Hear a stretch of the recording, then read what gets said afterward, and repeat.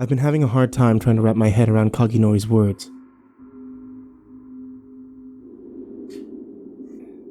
Couldn't be, right? I mean, how the fuck could the world have come to this? I didn't need to wait much longer for further explanations. Kaginori woke a few hours later. After devouring some forest creature meat, he finally told me and Lauren how the hell he ended up here. As it turns out, he went into hiding in Paradise X after our initial break-in. But since the whole city was kind of a mess to begin with, he was never actually caught.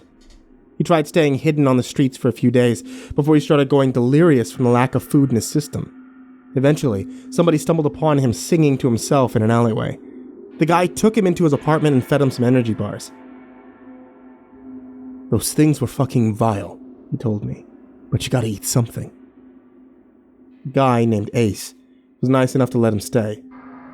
From the way that he described it, the place sounded like absolute hell. While there was running water, it was always scalding for some reason. In addition, AC wasn't really a feasible amenity, so they were sweating buckets in there, but the worst part was the neighbor. Ace explained that he didn't exactly know what it was in the room next to them, but that they weren't supposed to risk letting it out. That meant at night, they were forced to listen to something stomp around next to them while letting out a ghoulish wail. And for whatever reason, it only moved around at night. Eventually, Kaginori started working at a food production factory in order to help with the rent. It was the same one Ace was employed at. It was easy for him to land the job because the staff overturn was staggeringly high. I almost gagged when he told me what those bars were actually made out of. Anyway, a few weeks pass. He finds himself walking home alone at night. But even though the place was lawless, crime surprisingly wasn't a huge problem. However, I guess it made sense. Everybody in that place was essentially a walking shell, just a ghost wandering around in hell.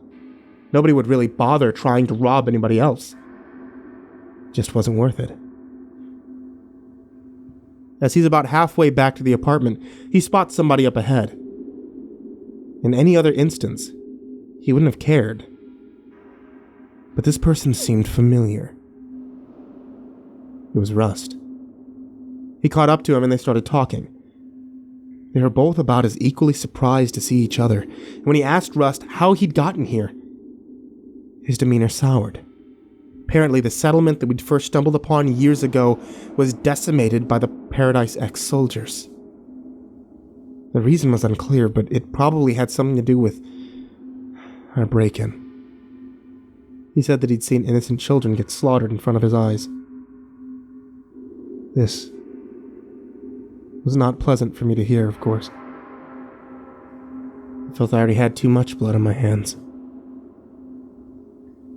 Fucking hell. Anyway, as it was about to be his turn, he tried reasoning his way out of death. He claimed that he had skills that could be useful to them. This was true, of course. The guy had 3 engineering degrees, and after an extensive period of pleading, they decided to give him a chance. It was a helicopter that needed work. Nobody over there had the technical skill to do it. If he could fix it within a month, then he'd be spared. If not... well, you get the picture. It took him 29 days.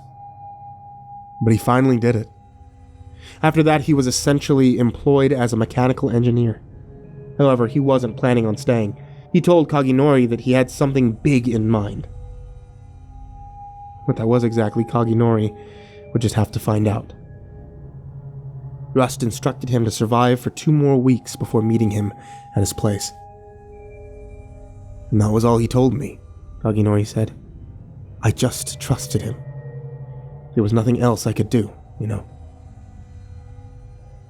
We waited, just trudging along for the next couple of weeks before knocking on Rust's door. He didn't say much when he opened up, just told Kaginori to follow him. The plan was already in action. He led him to the factory where he'd apparently been working at. The soldiers guarding it asked Rust who the hell Kaginori was. In response, he pulled out a nail gun and shot them both in the head. And since all they had were batons, they couldn't do anything about it. Reeling in shock, Kaginori asked him what the hell he was doing. Rust just told him not to worry, that this was the only way out. They walked into the place and started heading towards the back. Once there, Rust swung open a metal door and they found themselves in a tight maze of corridors. This is when Rust told him to run. They maneuvered around the claustrophobic space, taking out more guards that were scattered throughout. After a while, they started hearing distant yells and footsteps behind them. Kaginori yelled at Rust to let him know what the fuck was going on, but he was just told to be patient. He soon realized why. About 20 seconds later, a thundering explosion could be heard from outside. As Rust would tell him later, he'd been spending his free time working on crude explosives with materials that he'd stolen from the factory. He'd been discreetly setting them up near the barrier walls, day by day, until it seemed enough to create a considerable entrance hole, a hole big enough for the creatures to get in. Eventually, they found themselves in a control room with a ladder leading upwards. There were 2 more guards in there, which Rust also took out. It was perfect, because after that, he'd run out of ammo. They hurried up the ladder, sealing the entranceway with scrap metal. As they climbed onto a rooftop, there was a helicopter sitting there about 10 meters away. This was the one that Rust had been commissioned to fix. You see, he'd been planning ahead for a while. Even though he'd essentially fully fixed it within the first few days he was here, he pretended like he hadn't. He did this in order to have more time to tamper with the controls, as well as asking around and trying to get a sense of what each button and lever did. In the back of his mind, he knew that flying away was the only way off the island. Eventually, on the 29th day, he'd figured it out completely, and that's when he started planting the bombs. Thing is, even though he'd fixed the engine, it still took an exorbitant amount of time to power up, about an hour and change. That's why he needed a distraction. If he had just sat in the aircraft waiting, the guards would have easily gotten to the rooftop in time and smoked him, but thanks to the explosion, now they were forced to deal with the horrors outside the walls. As Rust started up the helicopter, Kaginori looked down at the chaos that had plagued the city. Monstrous abominations were rampaging the place, killing everything in sight. The guards tried quelling the ungodly assault, but to no avail. At one point, a large crocodile-looking thing started climbing up the walls to the roof towards them. It took Kaginori about 22 swings of a baton before it eventually decided to crawl back down. About an hour passed before they started to hear banging coming from the rooftop entrance.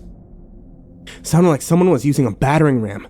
Fortunately, the helicopter had taken off before they had to deal with it. As they ascended into the murky sky, Kaginori looked back down at the scene below. As it turns out, Rust underestimated how strong his explosives were. A huge chunk of the wall and the surrounding area had been decimated. There wasn't even much movement on the ground anymore.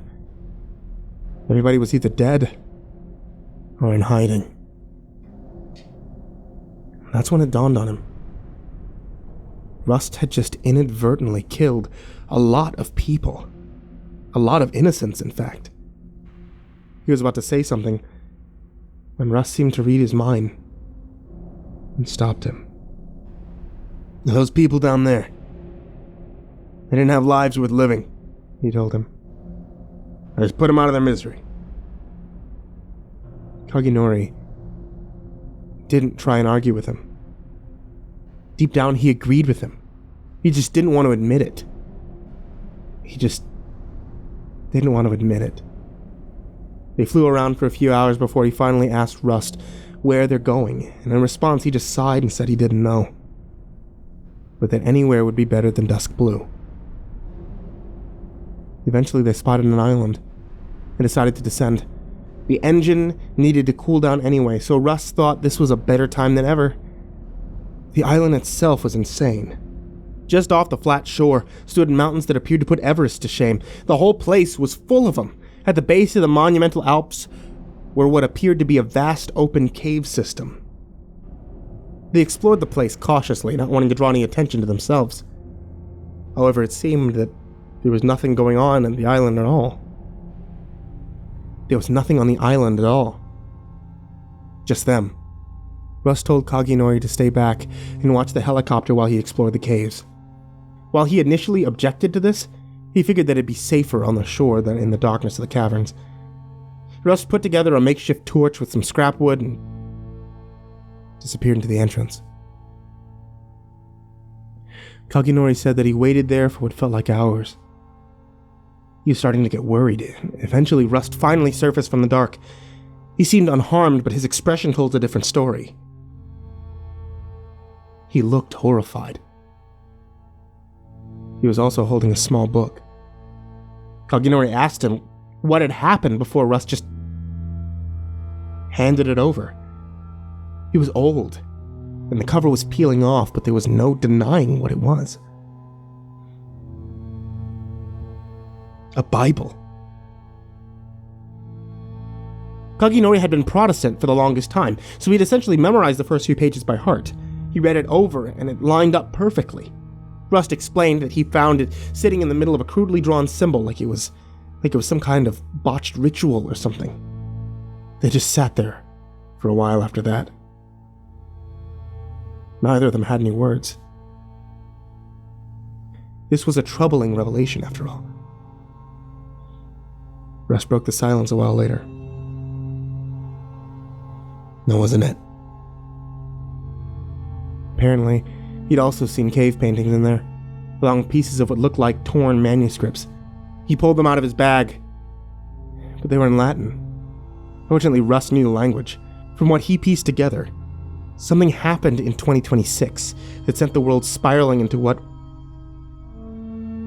we were in now. It was unclear what this event exactly was, however. The writings were all vague, with words like corrupted and reborn popping up a lot. However, that wasn't even the most interesting part. The year 2014 also seemed to be significant. Rust's conjecture was that somebody had done something back then that took 12 years to fully manifest. Again, what really happened remained a mystery. All he had were the dates.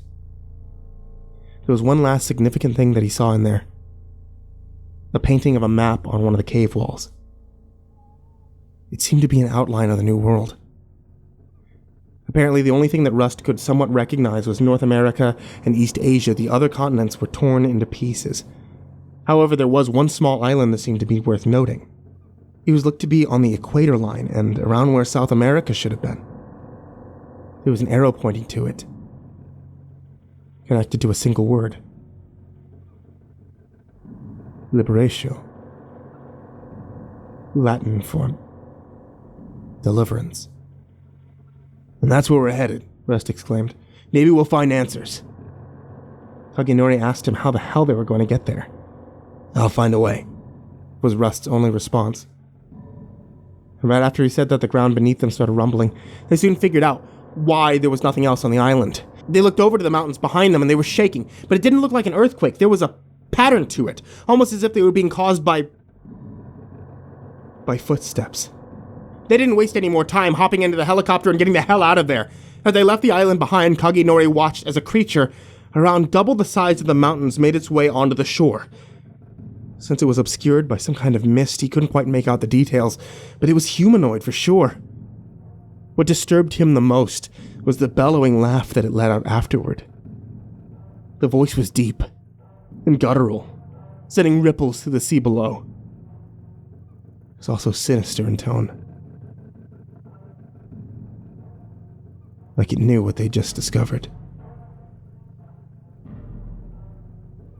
After that, they flew around for a few more hours, before Rust admitted that there was a problem. He didn't know how to get to the island depicted in the cave painting. He suggested that they scavenge another island in order to find materials for a compass. However, there didn't seem to be one in sight. They weren't low on fuel just yet, but that could change quickly. The situation got even worse when they flew into a brutal storm. Kaginori claimed that it happened so suddenly. One second the skies were dry, the next they were filled with heavy winds, rain, lightning. It was inexplicable, but then again, in this world that seems to be the norm. It got so bad that Rust told him to put on one of the parachutes just in case. There were no doors on the aircraft after all. As it turned out, that was a good call. As a particularly strong burst of wind tilted the helicopter to the side, Kaginori's finger slipped from the railing as he was holding onto it and he fell out. As he made his harsh descent, he tried to gauge what he was heading into. However, the rain had gotten so bad that he could barely open his eyes. He made a swift judgment, waiting 10 seconds before ultimately opening the parachute. As he felt himself floating downward, he started feeling the rain subside. He opened his eyes, being both surprised and relieved to find land waiting for him below. There seemed to be people on it as well, but as he got closer, he came to that horrifying realization. Those weren't people, or at least not anymore. He'd made it to Dead Man's Land. After landing, he freaked out. He started running away from the horde of zombies that had now focused their collective attention on him, and eventually he came across the settlement that we were in now. And he'd been here ever since, going on regular hunting trips and establishing himself as part of the community.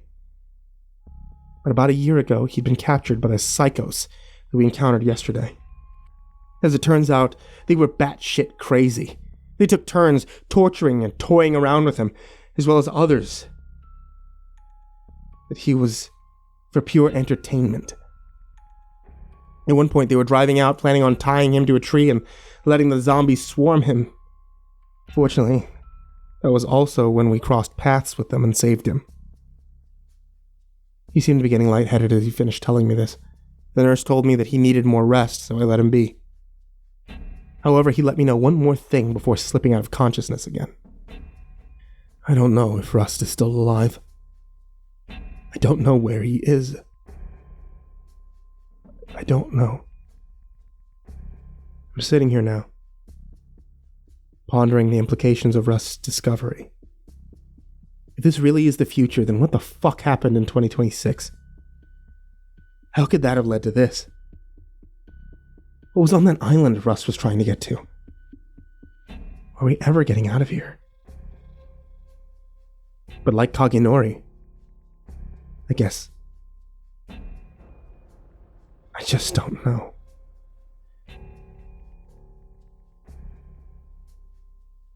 Entry 23. I woke up this morning to heavy commotion. Everybody seemed scared of something.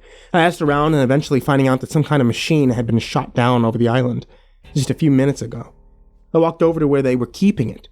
Smoker was already there, holding it in his hands. It was small and compact, looking extremely futuristic, which made sense now. I asked him what the hell it was. He stared at me, eyes wide. Neo-Civitas, he uttered out. There's a scout drone. They always send these before they're about to invade. Confused and shocked, I took a closer look at it. In big bolder letters was the phrase NC Military written right on top of it. Fucking hell. Not sure what's gonna happen next, but based off everything that's happened so far, it's gonna be one hell of a time. For better, or for worse.